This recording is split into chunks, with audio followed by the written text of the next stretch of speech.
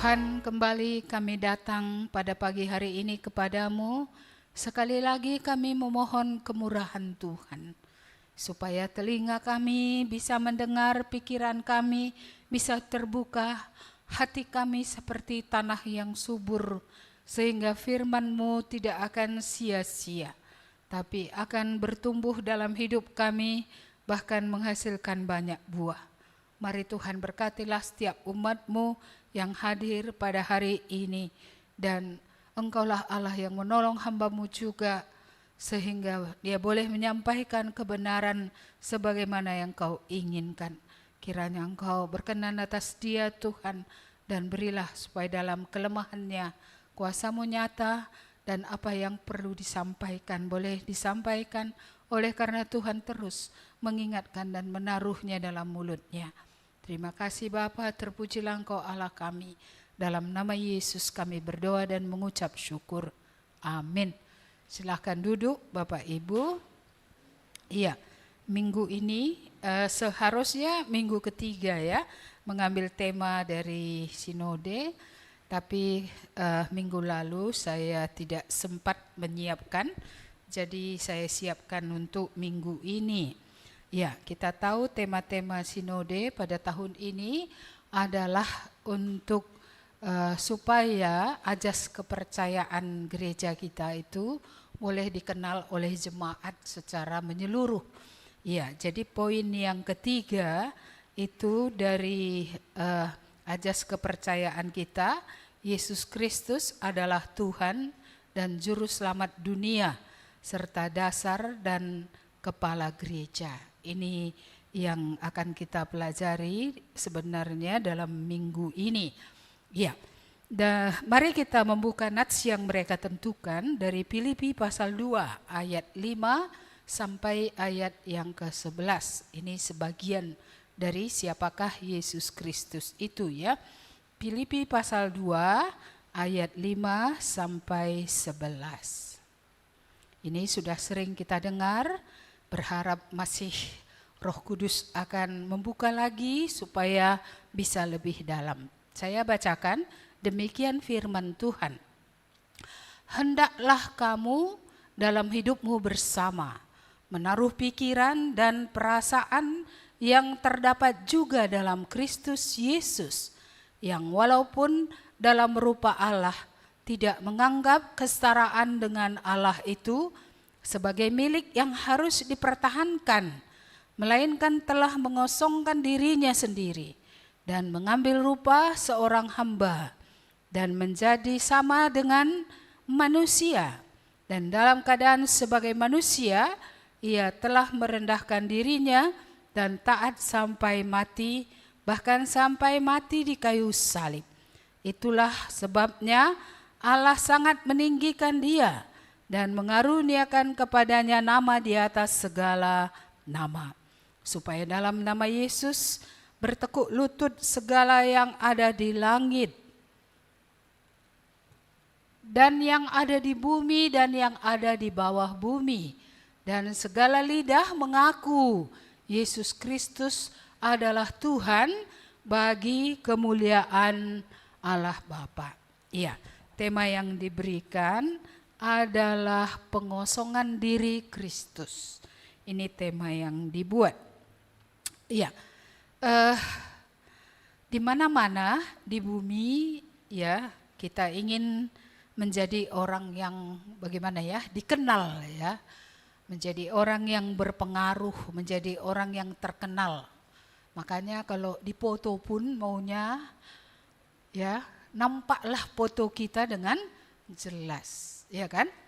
Kalau kamu melihat foto siapa pertama kamu tengok? Kupikir foto orang, rupanya foto siapa? Iya, foto diri sendiri. Berarti kamu ingin berada di spotlight, dia di pusat untuk bisa dilihat oleh orang, atau paling tidak bisa dilihat orang lah. Makanya kadang yang baris dua di belakang kan, iya kan, persis di belakang kepala orang, iya kan? Iya, makanya harus mukanya ditempatkan di antara dua kepala. Iya, sini ada kan, satu lagi di kelang-kelangnya itulah ditaruh kepalanya. Supaya apa? Nampak. Iya, tapi gereja kita ini aneh juga. Kalau nyanyi gitu ku tengok kan ada mapnya itu. Menutupi muka. Tutup mukanya saking tingginya dibuat gitu. Ada beberapa orang lah, enggak semua. Kalau dulu banyak, ya sering diingatkan itu akhirnya berkurang. Ya sekarang tetap masih ada. Jadi kalau dia nyanyi kita dengar suaranya, mukanya enggak kelihatan. Nah, ini berarti dia enggak ingin ada di spotlight. Dia tidak ingin apa?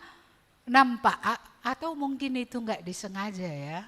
Dia mungkin enggak menyadari bahwa ketika menyanyi dia lagu itu menutupi mukanya. Tapi kalau dia sadar kurasa enggak mau dia gitu. Dia mau supaya mukanya kelihatan. Gitu ya? Gitu ya. Ada di sini enggak suka foto selain saya kurang suka foto. Makanya jarang ada foto saya. Ya, tapi kalau gereja kan harus ada foto pendeta, terpaksa lah. Makanya, tapi kalau orang ini mencari gitu ya, foto saya sendiri ya, nggak ada. Tapi waktu muda dulu sering. Naik gunung aku, foto aku sendiri. Dengan seluar gendek, dengan pakai baju kaos gitu ya. Ya di masa muda malah aku kayak di spotlight juga ya kan. Sering kali foto sendiri, tapi entah kenapa ya. Jarang saya berfoto sendiri sekarang sehingga ketika perlu ya sinode memerlukan justru nggak ada. Jadi mesti foto lagi dulu. Foto dulu yuk gitu ya. Supaya apa? Supaya bisa ada. Ada beberapa poin penting yang akan kita lihat hari ini. Poin yang pertama kita lihat bahwa Yesus dia tidak, istilah mereka pakai adalah tidak terperangkap ya. Tidak terperangkap dengan dengan posisinya atau dengan kuasanya. Biasanya kan orang kalau dia berkuasa, dia mau melakukan tindakan itu sesuai dengan kuasa itu, sesuai dengan jabatan itu gitu. Iya, saya baru melihat dulu di Singapura ada dekan yang punya jadwal untuk cuci ke WC. Iya, kalau di Medan enggak pernah saya lihat dekan atau dosen, dia punya jadwal untuk kebersihan lingkungan sekolah dan dia jadwalnya itu adalah membersihkan toilet. Iya, karena dianggap membersihkan toilet itu mungkin tugas orang yang bukan dekan lah. Bukan dosen gitu. Iya. Jadi kalau kita melihat ada seperti itu dulu Pak John Ting itu dari Australia, saya lihat dia melakukan itu dan dia sukacita saja gitu ya. Enjoy saja dia melakukannya gitu. Saya agak bingung-bingung. Iya. Karena mungkin didikan Medan itu kan pendeta itu terhormat. Iya kan? Lagi pula orang pun ingin gitu menghormati pendetanya gitu loh. Tapi ini dia mencuci toilet. Ya, di situ saya tersentuh. Ya. Inilah sebenarnya wujud yang namanya adalah kerendahan hati. Iya. Bapak-bapak di rumah pernah punya jadwal cuci toilet atau semua ibu-ibu yang melakukannya? Siapa bapak-bapak cuci toilet? Boleh angkat tangan? Oh, Bapak Ike. Oh, ada bapak baru satu, si Leo. Di belakangnya itu siapa itu ya? Oh, Bapak Andika. Saya sorry ya, mata saya ini sudah 4 pun ini masih kurang terang dia, Bapak Andika ya. Ini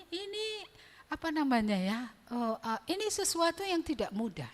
Apalagi di tengah orang Karo, orang Batak. Yang biasanya laki-laki itu adalah raja. Iya, imam, orang yang dihormati, pemimpin. Jadi biasanya yang namanya pemimpin itu kan duduk di kursi, dilayani gitu ya. Tapi ini puji Tuhan, walaupun baru 3 orang. Yang tadi kepala keluarga cukup merendahkan diri saya rasa kalau mereka mau mengambil bagian ini. Karena apa? Karena mereka merasa kami adalah bagian dari keluarga. Mengapa harus istriku saja? Ya, mengapa anak-anak pun tak boleh? Karena ada anak pun kadang nggak mau. Seolah-olah toilet itu area di mana hanya mama yang boleh membersihkannya.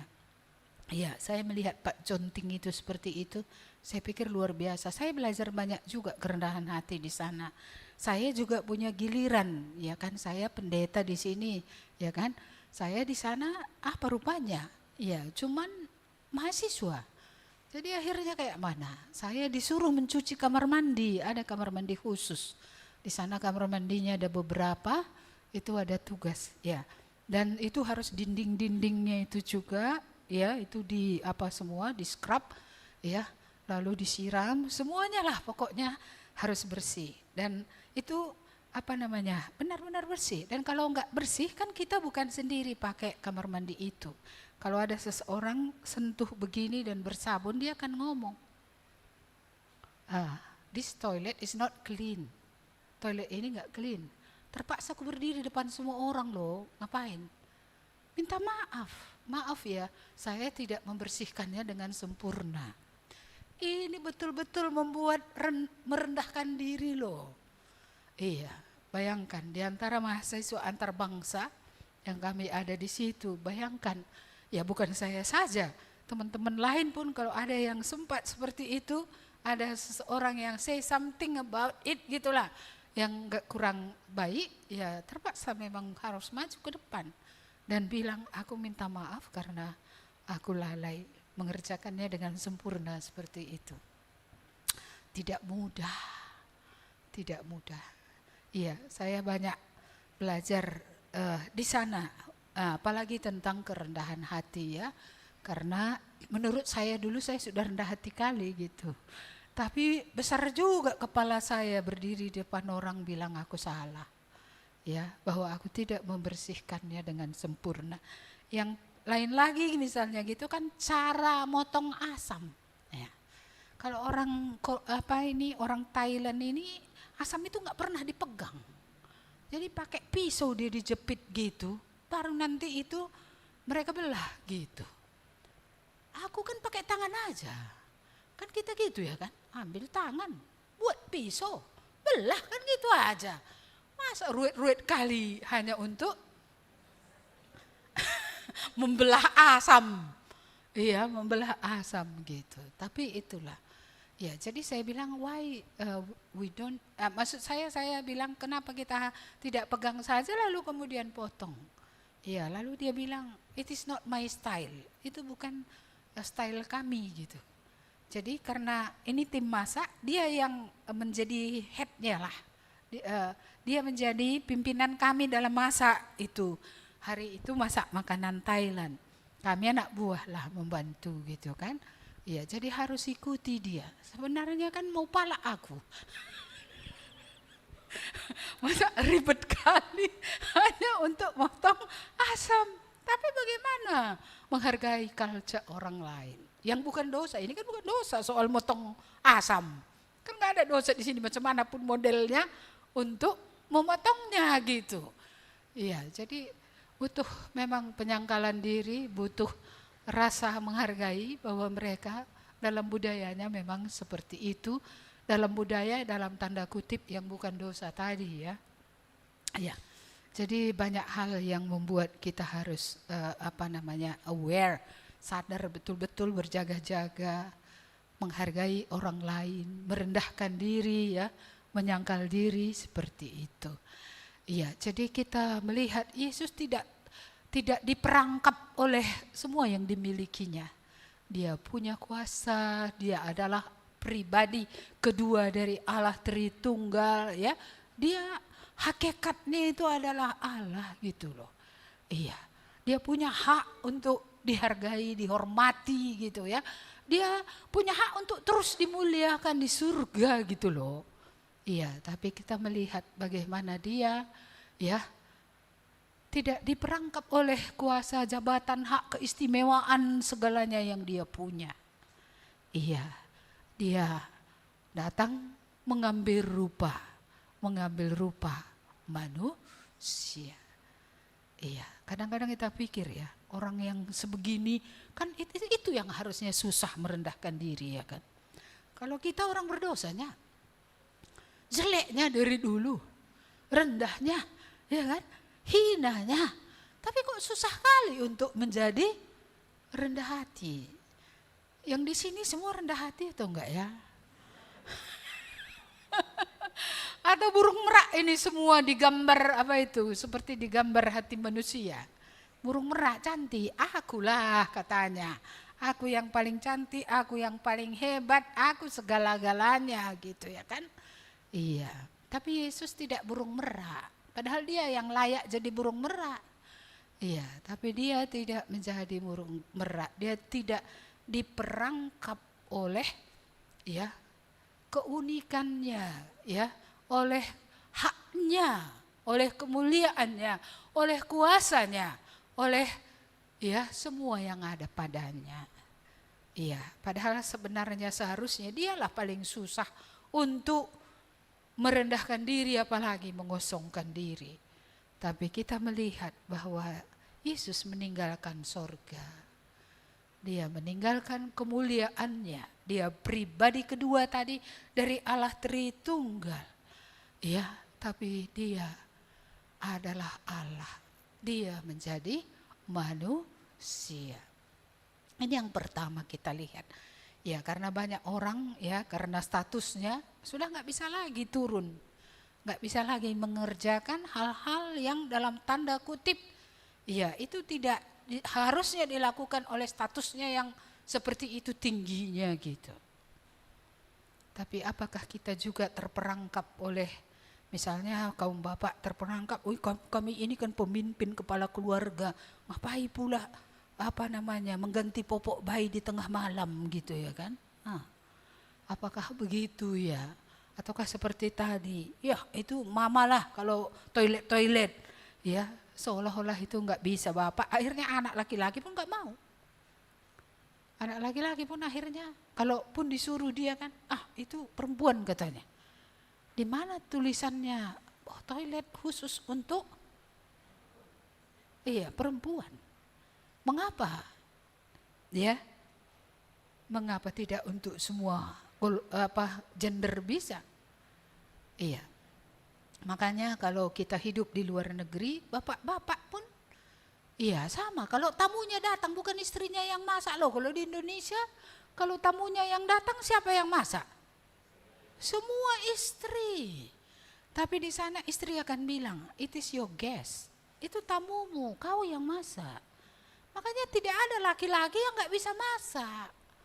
Iya, kita di sini istri melahirkan aja, undang siapa?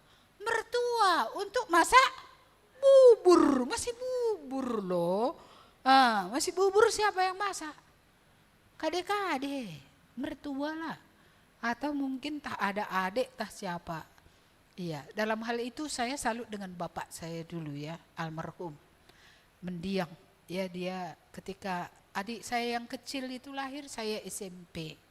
Yang dokter sekarang di Bogor itu ya, saya SMP. Dia bawa kain kotor dari rumah sakit, merah berdarah, tidak dibuang. Tapi saya bilang papa saya yang cuci. Dia bilang enggak anakku, ini bagianku yang nyucinya. Aku ingat itu loh. Iya, ini aku yang nyuci anakku. Maka diambilnya air, injak-injaknya kain itu. Baru kemudian sudah berkurang darah-darahnya itu, barulah dia sabuni dan dia berus. Iya, saya masih ingat itu dia buat bubur untuk mama. Iya, padahal saya kan udah SMP, saya sudah bisa masak di situ. Iya, sudah belajar. Ya dari SD pun sudah mulai ikut-ikut belajar. Jadi sudah bisa, tapi ada bagian-bagian yang ayah saya dulu bilang, nakku ini aku yang kerjakan. Jadi tidak ada bagi dia sebagai orang karo yang terhormat tadi ya. Iya, bahwa ini harus orang perempuan yang mengerjakan. Enggak. Dia mengerjakan itu. Iya.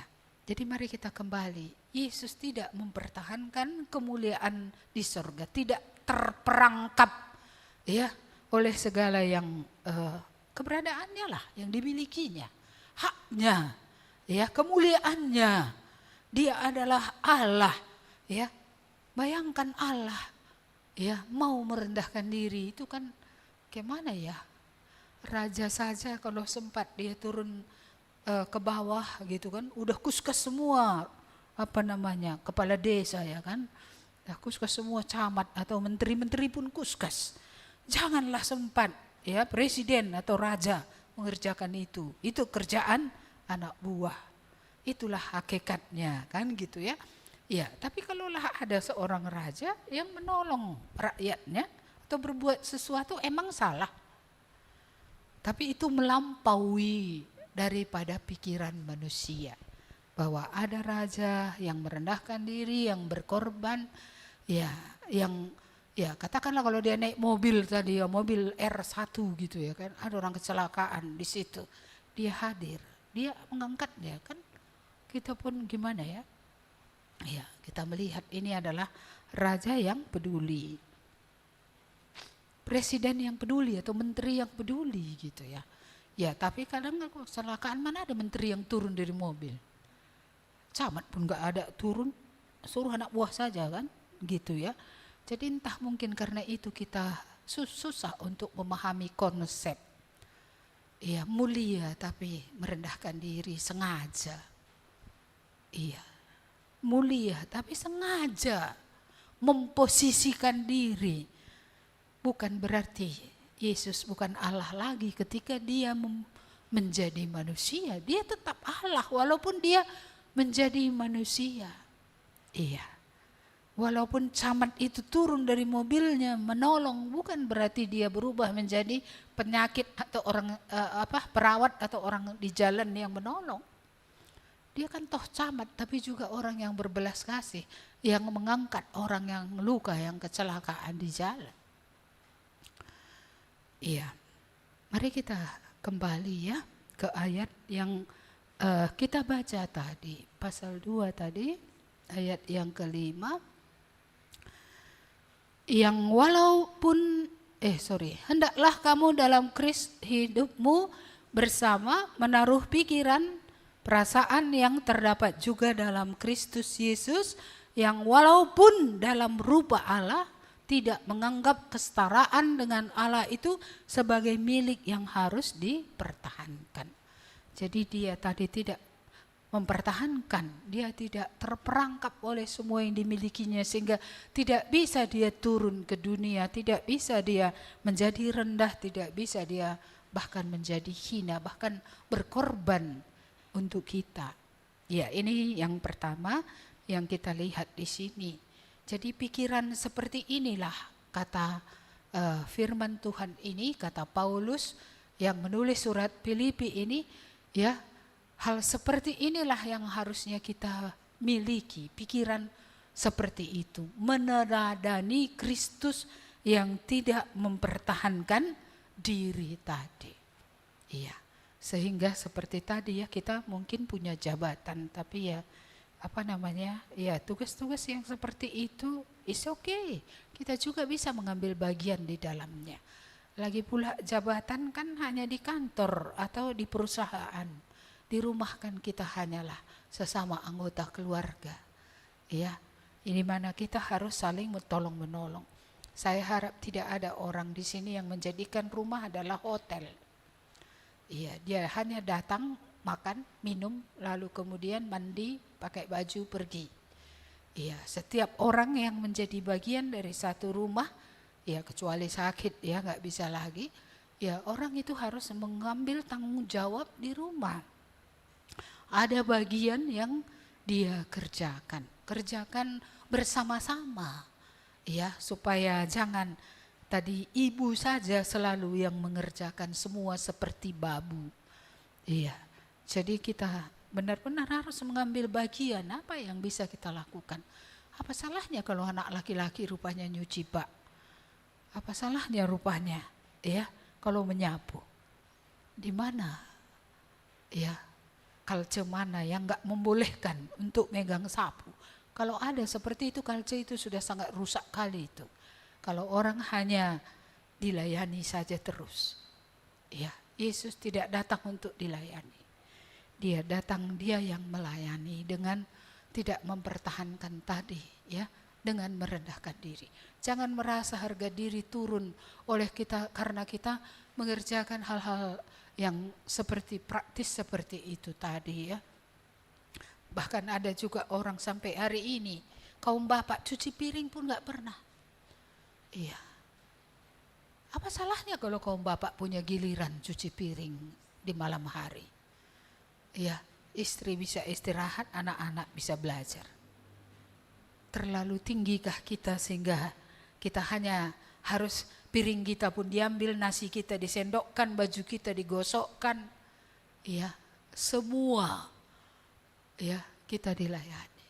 Orang percaya bukanlah orang yang dilayani, orang yang melayani.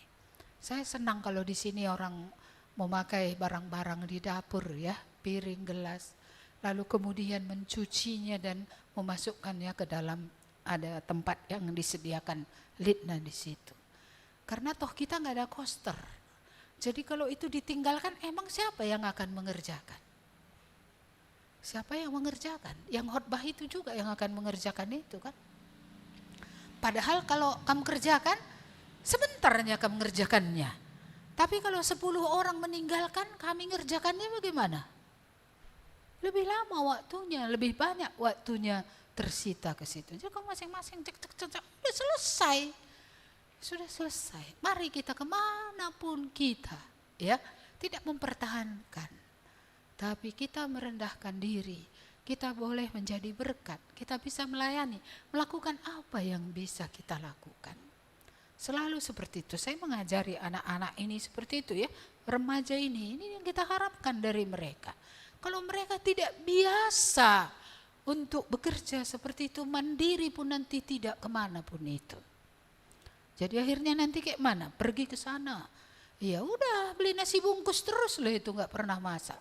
Dan kalaupun dia masak mungkin ada piring gelasnya, biarkannya lah situ sampai lanengan, sampai berlalat. Ya inilah contoh ketidakmandirian. Kalau dia menikah lalu bagaimana nanti dia? Kapan dia akan menunjukkan kasih kepada istri yang diberikan Tuhan kepadanya? Kapan nanti dia akan menunjukkan kasih dalam situasi dalam tanda kutip istri dalam keadaan tertentu?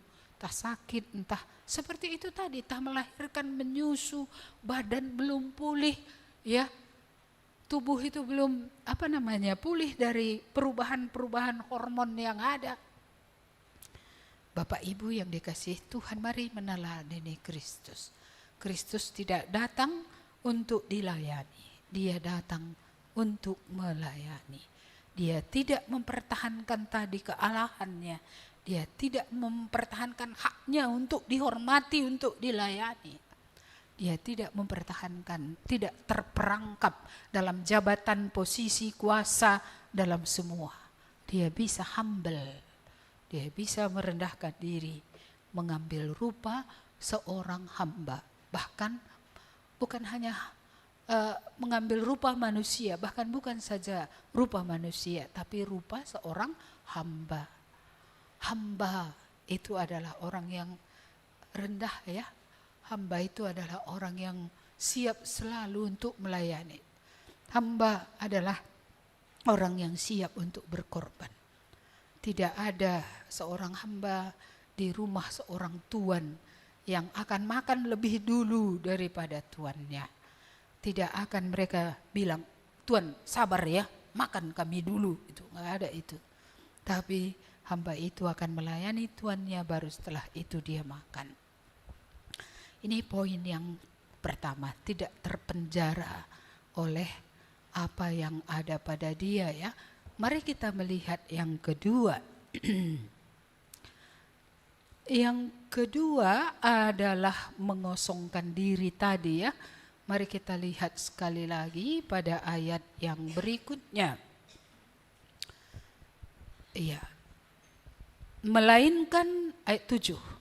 Melainkan telah mengosongkan dirinya sendiri dan mengambil rupa seorang hamba dan menjadi sama dengan manusia. Iya, dia tetap Allah tapi dia menjadi manusia. Mengosongkan itu artinya di sana memposisikan diri ya, menempatkan diri ya. Jadi walaupun kealahannya tidak hilang, tapi dia terus-menerus ya, tidak memakai kealahannya itu, kehebatannya itu. Tapi dia memakai terus-menerus ya tubuh manusia tadi. Dan dalam keadaan tubuh itu dia belajar menjadi taat, itu yang dikatakan oleh firman Tuhan. Dia belajar menjadi taat dalam tubuh itu. Saya pun kalau boleh memakai istilah ini, dia pun menyangkal dirinya. Jadi bukan kita saja yang menyangkal diri, dia pun menyangkal dirinya. Mengapa dia berkata di Taman Getsemani itu, ya, bukan kehendakku, tetapi kehendakmu yang jadi. Itu artinya apa? Dia betul-betul submisif ya, betul-betul menyerah kepada Bapa, tunduk kepada Bapa. Nah, sehingga dia terus-menerus dalam keberadaannya sebagai manusia tadi, dia mau kehendak Bapa itu yang jadi. Iya, kalau dia tidak mau kehendak Bapa jadi, ketika orang menolak dia, bukankah dia bisa menyambar mereka sampai mati? Ketika mereka menganiaya dia, bukankah dia bisa minta pasukan malaikat untuk membunuh? Ya, ketika dia menderita, bukankah dia bisa ya mengerahkan pasukan membasmi orang-orang yang menyakiti dia, orang-orang yang sungguh-sungguh menyusahkan dia, menyakiti dia. Tapi kita melihat Yesus dengan taat menjalani kehendak Bapa. Iya, tidak ada sikap kasar, tidak ada sikap arogan. Awas kau ya, gitu ya kan? Gak ada. Yang ada adalah sikap yang taat kepada Bapa. Dia belajar taat dalam keberadaannya sebagai manusia. Sejak kapan? Ya, sejak dia datang ke dalam dunia menjadi manusia. Ya, dia terus belajar taat, dia terus belajar taat, terus belajar taat. Ya, terus dan terus. Ya, bukan kehendaknya, kehendak Bapa. Apapun yang dia lakukan, berkenankah Bapa atau tidak?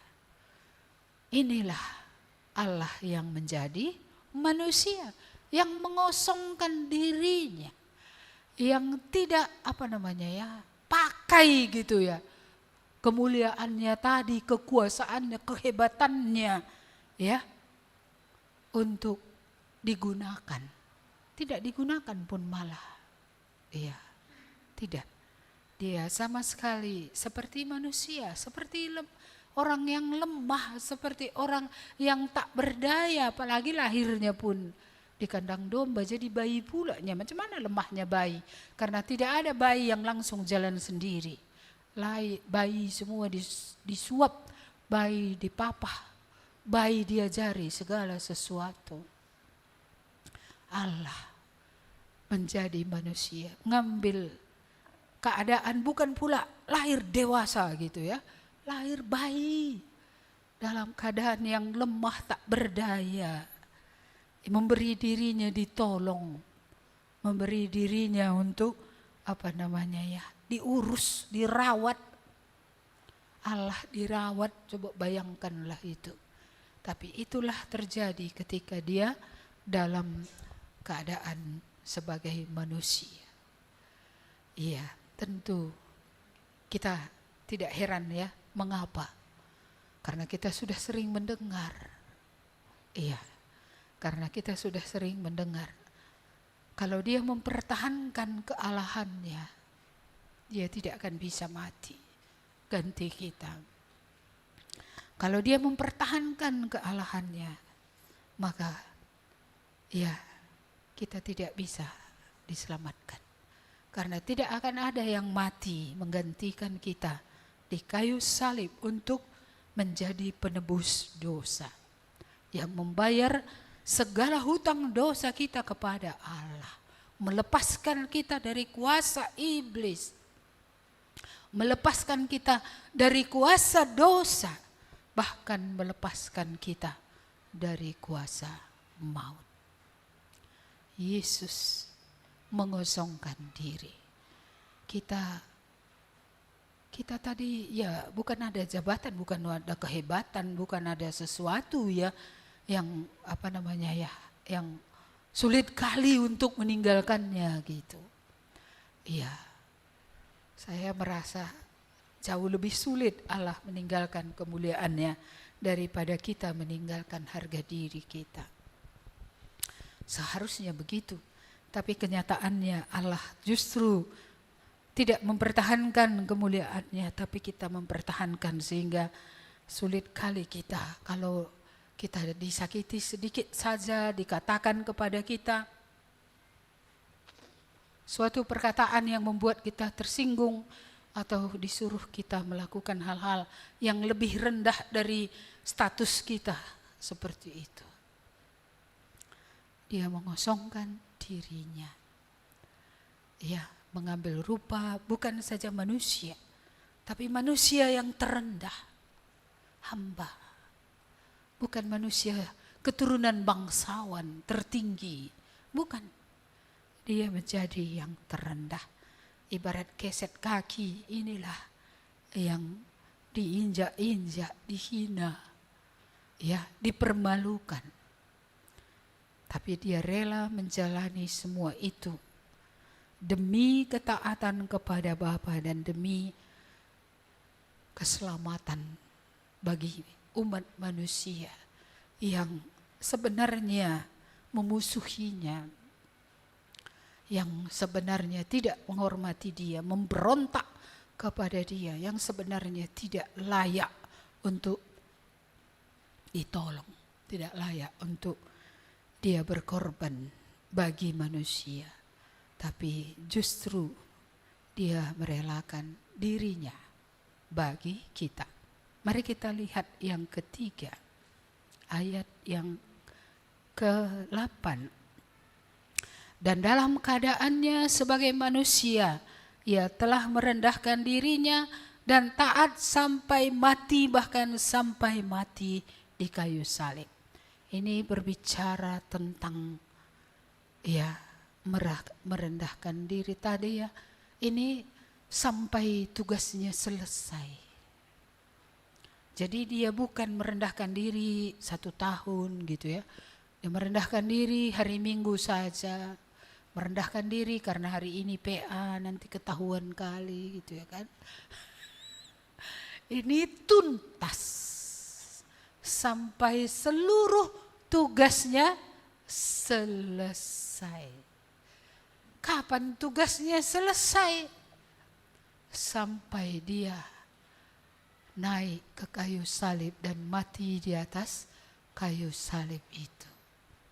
Sampai selesai. Banyak orang merendahkan diri pada waktu tertentu, tapi tidak terus-menerus dan tidak tuntas sampai selesai seluruhnya apa yang ditugaskan. Bukankah kita sering mut-mutan? Ketika mood baik bisa merendahkan diri, mau berkorban, mau melayani, mau kerja keras. Tapi ketika moodnya lagi gak baik, sudahlah, biarin aja situ. Aku pun capek katanya kan. Mundurlah dia. Yesus kalau dia bilang aku capek, layak enggak? Kalau dia bilang aku sudah letih karena kamu, aku sudah menderita karena kamu, cukuplah katanya. Wah, matilah kita semua dalam dosa, enggak ada lah kita bisa diampuni dan masuk ke dalam kerajaan sorga. Sampai tuntas. Pernahkah kamu pikir kalau kamu sudah lahir baru akan mengikuti Tuhan tuntas sampai mati? Iya, atau masih adakah pilihan lain dalam hidup ini? Daripada gak ada kawan menikah, ya sudahlah, gak bertobat pun gak apa-apa gitu ya. Jadi ketaatannya gak sampai tuntas. Iya, datang pula nasihat orang Pasik, bertobat ngekari iya bas dalan katanya. bertobatnya nanti dia di jalan hidupnya katanya. Kan kau kuat, kau nanti narik-narik dia katanya. Dia pun ditarik Roh Kudusnya. Kalau enggak ditarik Roh Kudus, dia pun sudah mau give up juga nya. Iya, jadi macam mana lagi dia menarik orang kalau dia pun ditarik oleh Roh Tuhan. Iya. Makanya kalau ada orang menikah enggak dalam Tuhan, kalian enggak tahu di kamar itu aku udah banyak menangis. Dia belum melihat penderitaannya, aku udah lihat. Cobalah. Jadi ada orang bilang sama saya, entah lu pergi menderita katanya kan. Iya. Tapi mungkinkah firman Tuhan itu kontradiksi? Mungkinkah firman Tuhan itu akan melawan terhadap dirinya? Tentu tidak. Kalau Tuhan mengatakan begitu, ya begitu. Iya. Jadi sampai tuntas. Iya. Maunya kalau makanya itu dikatakan kalau seorang mengikut Tuhan kan harus seperti ahli bangunan menghitung berapa biayanya. Supaya nanti Supaya nanti tidak nggak jadi siap gitu. Iya, seperti ahli bangunan. Jadi kita pun harus berpikir. Tidak pilih Yesus, emang apa yang akan terjadi? Silakan data sendiri. Tap. Pilih Yesus. Apa yang terjadi? Apa untungnya, apa ruginya? Silakan juga buat tap, lalu pilih. Bisakah kita memilih? Apapun yang terjadi, kita akan ikut Yesus. Karena kita tahu, ini lebih baik dari segala pilihan. Ini yang terbaik. Karena di dalamnya ada pengampunan, di dalamnya ada hidup kekal, di dalamnya ada pembaruan, di dalamnya ada harapan. Wah, banyak kali kalau buat daftarnya. Walaupun di dalamnya ada penderitaan. Walaupun di dalamnya ada penyangkalan diri terus. Seperti khotbah minggu lalu, mati terus, ya kan? Mati, jangan hidup lagi keinginan itu. Iya, di tengah penderitaan masih ada keuntungan demi keuntungannya. Iya, saya sudah diperingatkan, tapi belum selesai. Sedikit lagi ya. Ayat berapa yang belum? Iya, ayat 9 sampai 11. Ini satu poinnya ini. Sorry ya, saya tambah 5 menit ya. Itulah sebabnya Allah sangat meninggikan dia dan mengaruniakan kepadanya nama di atas segala nama. Supaya dalam nama Yesus bertekuk lutut segala yang ada di langit dan yang ada di bumi dan yang ada di bawah bumi. Dan segala lidah mengaku Yesus Kristus adalah Tuhan bagi kemuliaan Allah Bapa. Ketaatan menghasilkan kemuliaan. Tidak ada penderitaan seperti minggu lalu tidak ada kemuliaan tanpa penderitaan. Allah menghormati Yesus. Allah menghargai ketaatannya. Di akhirnya kita melihat Allah meninggikan dia. Sehingga semua yang namanya lidah, entah orang percaya, entah tidak orang percaya, seluruh bumi akan mengakui Yesus adalah Tuhan. Dan semua lutut, walaupun yang enggak bertobat, satu saat akan sujud dan bilang benarlah. Dia adalah juru selamat, dia adalah Tuhan. Jadi kalau gitu adanya artinya taat. Takut kamu taat? Allah meninggikan orang yang taat kepadanya. Allah memberikan upah pada akhirnya. Allah memberikan reward bagi orang yang setelah bertobat, setelah aku dosa, sudah terima Yesus ya, hidupnya banyak kesukaran, banyak penderitaan. Tapi dia sudah memilih jalan yang terbaik. Apapun itu, aku akan memuliakan Tuhan. Ketaatannya dihargai oleh Bapa. Dan Bapa membuat semua lutut dan semua lidah suatu saat akan mengakui. Benar, dia benar. Iya, saya rasa pada waktu itu mereka akan memukul-mukul dada dan berkata, kami sudah menyakitinya. Kami sudah merendahkannya. kami sudah mempermalukannya. Padahal kamilah yang layak untuk dipermalukan. Peninggian untuk kerendahan hati. Peninggian ya untuk pengorbanan. Peninggian untuk pelayanan yang sungguh berkorban. Peninggian untuk orang yang tuntas sampai akhir. Ya, taat kepada Bapa. Sungguh akan ada.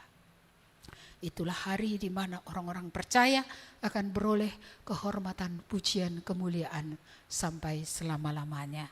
Amin. Mari kita berdoa. Terima kasih Tuhan atas firman-Mu.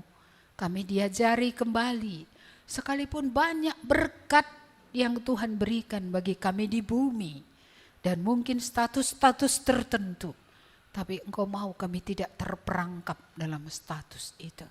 Supaya sungguh kami bisa melayani, sungguh kami bisa merendahkan diri, sungguh kami bisa rela menjadi rendah, bahkan menjadi keset kaki pun kami asal mulialah nama Tuhan.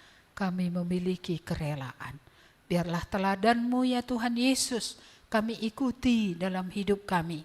Karena Engkaulah yang telah mengosongkan diri, tidak mempertahankan semua keistimewaan-Mu, tidak mempertahankan hak-hak-Mu, status-Mu, kuasa-Mu, kemuliaan-Mu, bahkan menjadi manusia, bahkan menjadi seorang hamba.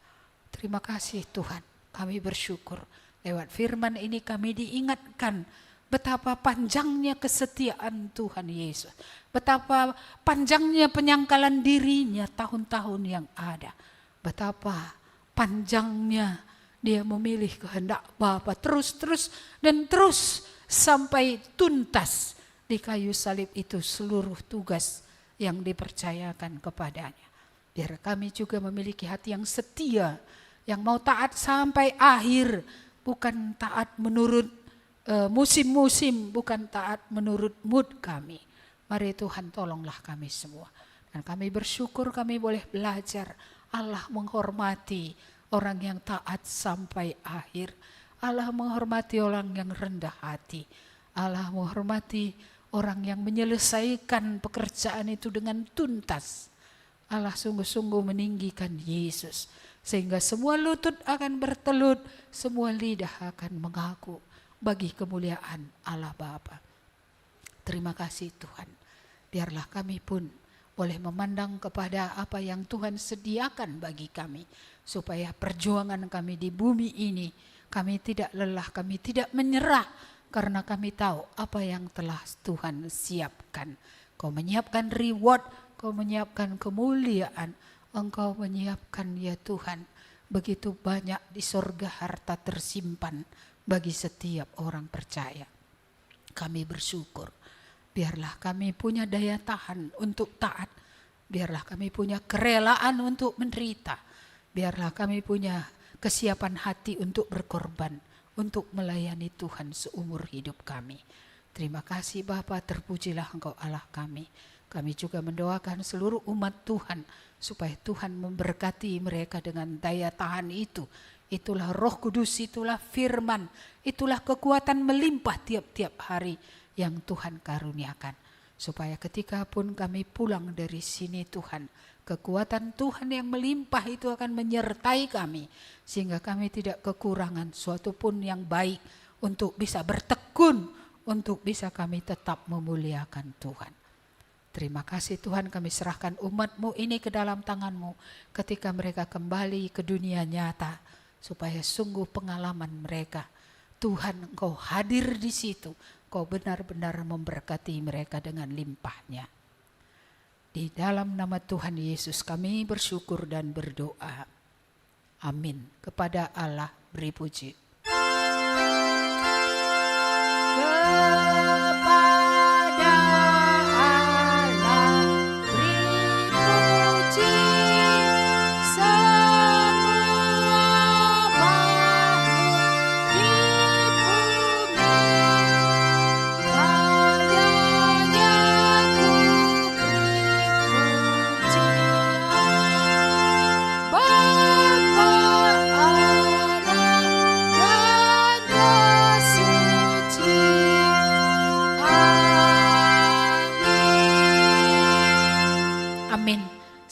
hari Minggu Tuhan